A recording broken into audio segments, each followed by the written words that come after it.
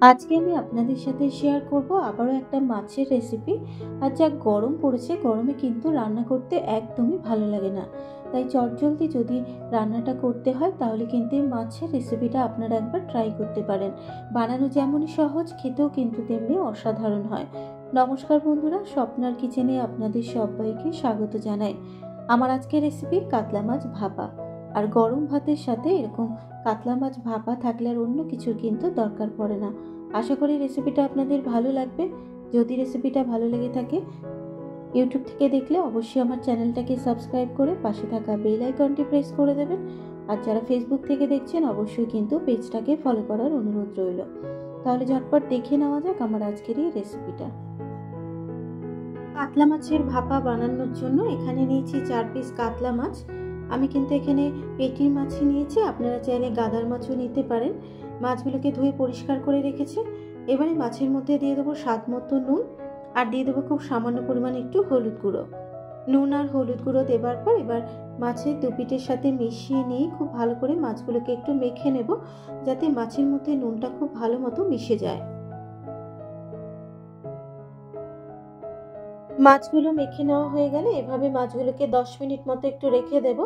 এবারে মাছের জন্য একটা মশলা তৈরি করে নেব। নিয়েছি এখানে একটা মিক্সিং জারের মধ্যে দিয়ে দেবো 4 টেবিল চামচ কালো সর্ষে। তবে কালো সর্ষের বদলে কিন্তু আপনারা এখানে সাদা সর্ষেরও ব্যবহার করতে পারেন। দেব স্বাদ মতো নুন, 4টে কাঁচা লঙ্কা, দেব হাফ চা চামচ হলুদ গুঁড়ো, আর দিয়ে দেবো খুব সামান্য পরিমাণে একটু লঙ্কার গুঁড়ো, আর দিয়ে দেবো খুব সামান্য পরিমাণে একটু জল। এবারে ঢাকনাটাকে বন্ধ করে মশলাটার একটা মিহি পেস্ট তৈরি করে নেব। মাছের জন্য ঠিক এরকম একটা মশলা আমি তৈরি করে নিয়েছি।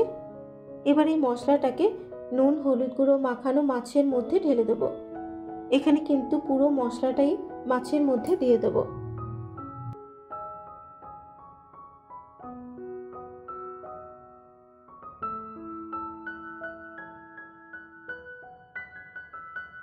মশলাটা দেবার পর এবার নিয়েছি এখানে 1 টেবিল চামচ মতো গ্রেট করা আদা। এখানে কিন্তু আমি খালি আদার রসটাই দেব। আর কাতলা মাছ ভাপায় যদি একটু আদার রস দেওয়া হয়, কাতলা মাছের ভাপাটা খেতে কিন্তু খুবই টেস্টি হয়।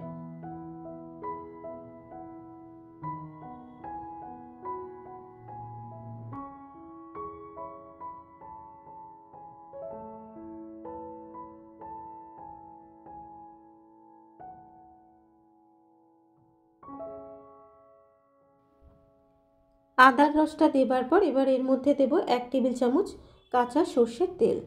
এবারে মশলা, আদার রস আর সর্ষের তেলটা দেবার পর মাছের সাথে মিশিয়ে নিয়ে মাছটাকে খুব ভালো করে একটু মেখে নেব।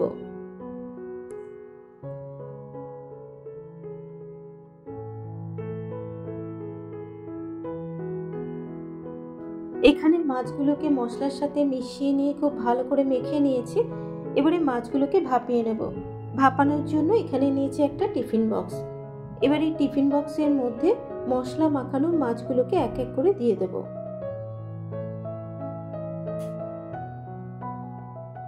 মাছগুলো দেবার পর এবার পুরো মশলাটাই কিন্তু মাছের উপরে দিয়ে দেব।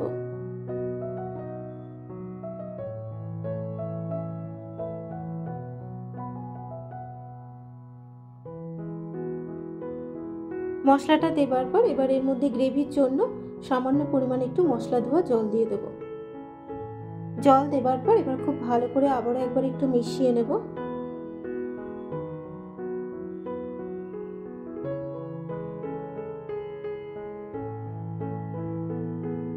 জলটা মেশানো হয়ে যাবার পর এবার এর মধ্যে আবার দিয়ে দেবো 3 টেবিল চামচ কাঁচা সর্ষের তেল।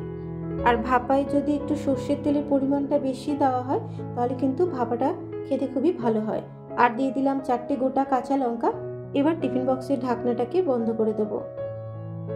এবারে একটা কড়াইয়ের মধ্যে আমি বেশ কিছুটা পরিমাণে জল নিয়েছি। এবারে জলের মধ্যে একটা স্ট্যান্ড বসিয়ে দেবো।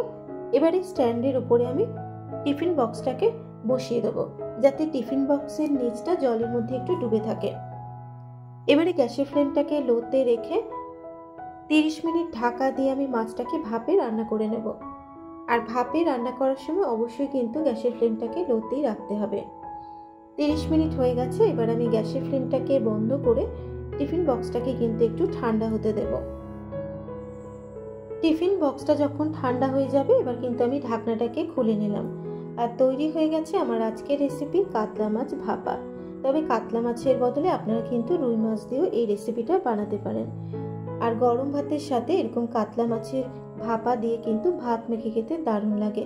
আশা করি রেসিপিটা আপনাদের ভালো লাগবে। যদি রেসিপিটা আপনাদের ভালো লেগে থাকে অবশ্যই কিন্তু আমাকে একটু কমেন্ট করে জানাবেন।